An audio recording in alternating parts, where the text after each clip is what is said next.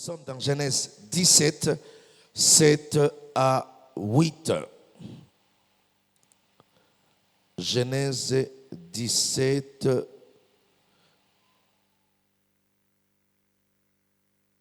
7 à 8.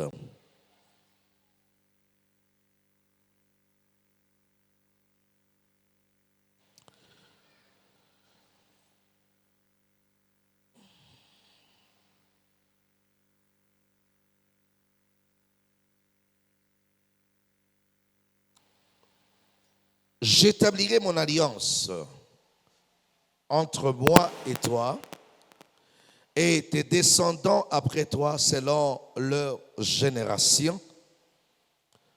Ce sera une alliance perpétuelle en vue de laquelle je serai ton Dieu et celui de ta postérité après toi. Je te donnerai et à tes descendants après toi le pays que tu habites comme étranger, tous les pays de Canaan en possession perpétuelle, et je serai leur Dieu. Psaume à son chapitre, psaume 37, les strophes 9. Psaume 37, 9. Car le méchant sera retranché, et ceux qui espèrent en l'Éternel posséderont le pays. Psaume 16, 6.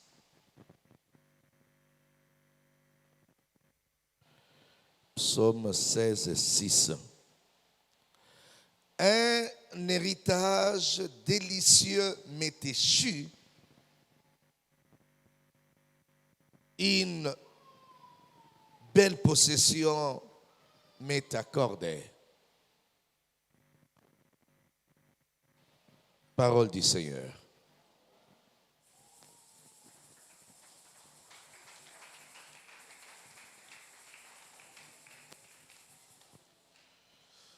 Je suis en train de parler, je courrais après le temps. Je crois que ce serait le record jamais battu de toutes les prestations, je dirais, jusqu'ici, depuis le début de l'année. Je dis, ce serait le record. Nous parlons de la possession de la terre. Et je dis, depuis hier, qu'en réalité, un esclave n'a pas droit à la possession. Un esclave n'a pas droit à une terre, à une possession, à une propriété. Souvenez-vous que dans Genèse 9, Canaan a été maudit, et pour le simple fait qu'il soit maudit, les paroles sorties de son grand-père Noé, Canaan, malgré son étoile, sa brillance, son avenir, sa destinée, sa capacité, son expertise dans la suite du temps, ses efforts fournis, ses prouesses, il a réussi à se faire un nom, à gagner quelques territoires, quelques terres, mais pour rien, malheureusement. Parce que les terres qui lui revenaient de droit, qu'il est allé finalement gagner par sa force, par sa vigueur, Dieu dit à un certain Abraham, qui devient patriarche de notre époque, de ce temps-là jusqu'à notre époque, jusqu'à la fin du temps, Dieu lui dit, je te donne comme possession la terre de Canaan. Je la donne à toi et à tes descendants après toi. C'est à vous.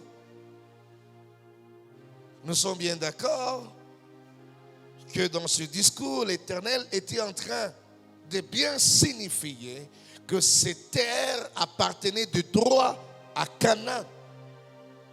Mais il dit, je te le donne. Alors, pour remplacer quoi à Canaan? Rien du tout. C'est-à-dire, Canaan est resté sans terre. C'est ça le sort de celui qui est sous l'esclavagisme partant d'une malédiction. Parce que, je le dis ici, l'esclavagisme n'est que conséquence de la malédiction. Si dans votre lignée, il y a une malédiction qui vous amène jusqu'à ce niveau-là, je crains fort que vous en arriviez à mourir, ce que je disais, sans avoir une possession qui vous revient de droit. Alors quand on manque de possession, on manque de terre, on reste errant. Et ça, il n'y a rien de pire que cela. Et je prie Dieu que ce ne soit pas le cas pour nous. Ne vous en faites pas. Ici, nous sommes en train de régler, ne serait-ce qu'en partie, cette problématique par la prière, mais on saura très très bien traiter l'affaire quand il faudrait toucher le point éventuel qui indique ou qui introduit le peuple dans la malédiction ou sous la malédiction. Parce qu'il faudrait d'abord traiter la malédiction elle-même avant d'en arriver aux conséquences. Mais ici, nous sommes en train, ne serait-ce que d'effleurer à la mesure du possible cette partie des traitements. Mais ce n'est pas encore assez, je l'avoue. Mais soyez prêts à m'écouter. Si dans votre lignée, dans votre famille, vous vous rendez compte de ces problèmes, croyez-moi, ce ne sont pas de très bons signes. Vos grands-parents ont-ils laissé des terres? Vos pères ont-ils laissé des propriétés? S'il n'y en a pas, je ne parle pas d'une parcelle seulement, une parcelle, d'une portion de terre. D'ailleurs, si vous commencez même à la vendre, c'est très simple, frère. Lorsque un parent laisse une parcelle à 14 de ses fils, ou à moins de 10 si vous le voulez, une parcelle, Bandego, ça n'a rien à voir en fait avec la réalité. Est-ce que vous allez vous partager comment? Et quand ces enfants grandissent, il y aura forcément, je le dis bien forcément, et toujours des problèmes autour de ces biens-là. Parce que chacun aura finalement ses enfants. Et si ces enfants-là, les 12 ou le reste, les 14 ou moins, qui restent, chacun n'arrive pas à avoir une propriété. Donc ça dit, bango nyonso batikali na propriété moko wana. À telle enseigne que quelle que soit la valeur de cette terre, les descendants ne sauront jamais profiter au maximum. Ici, je suis en train de parler de ce que nous devons être, de ce que nous devons vivre, de ce que nous devons conquérir, gagner et posséder en tant qu'enfants de Dieu et fils d'alliance. C'est à vous de choisir. Vous êtes de la lignée d'Abraham pour posséder la terre de Canaan, ou vous êtes Canaan où on doit récupérer votre terre. C'est à vous de choisir.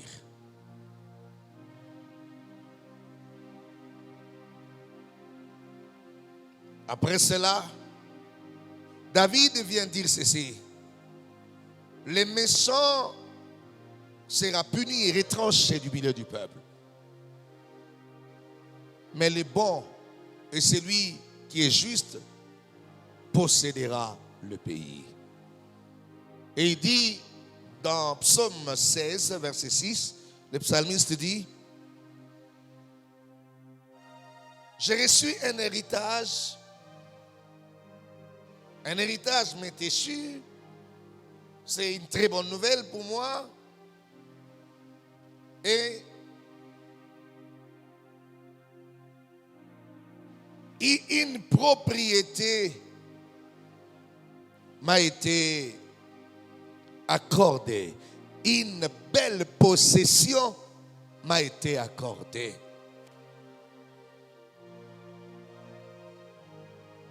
Et je voudrais que ce soit le cas pour notre vie.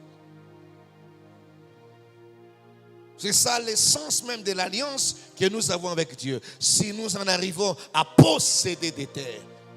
C'est ça même le meilleur cadeau que Dieu puisse te donner. Ce ne sont pas des habits, ce n'est pas l'argent, ce ne sont pas des voitures, ce ne sont pas les restes des choses. Mais la plus bonne chose qui te soit arrivée sur terre, c'est d'avoir une possession ou plusieurs possessions, propriétés. Ça prouve à suffisance que Dieu t'a indiqué et t'a donné une adresse. Que Dieu te bénisse.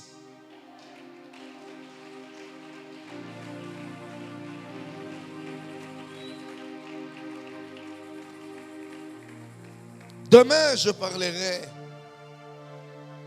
du lien spirituel qui existe entre l'homme et sa terre. Les liens spirituels.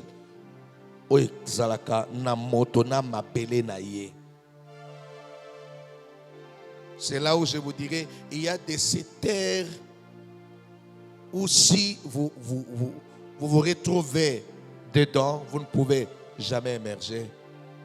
Vous serez sous contrôle.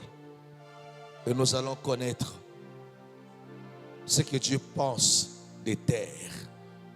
Et c'est là où tu auras quelques indications. Dieu peut te dire, l'ongwa plastel, ce qui n'est pas incapable de te protéger.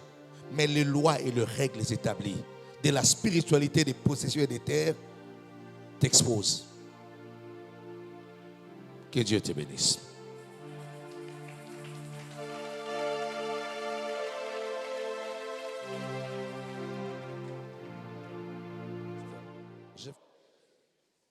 Seigneur, je crois la terre que tu nous as donnée, tu en as le contrôle. Je t'ai prie, ô Dieu, d'exaucer ma prière. Parce que tu as le contrôle de notre terre. Il y a la portion que tu m'as réservée. Nzambe na bomoy. Mabele oyo. Ezayayo. Mabele oyo. Ezayayo. Obombeli ngai parti oyangai. Nzambe na bomoy. Longisa ngai. Pesa ngai possession na mabele oyo yangai.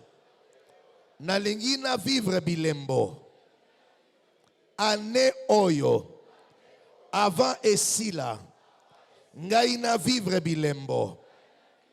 Yakomona eke mabele ebandi kopesa melangai. Au nom de Jésus, tobandi ko prier, déclarer yango, prie, remercie le Seigneur et dis à Dieu, je crois à la prière que je fais, je crois à ta puissance, je crois à ta main, au nom de Jésus. Prions tous.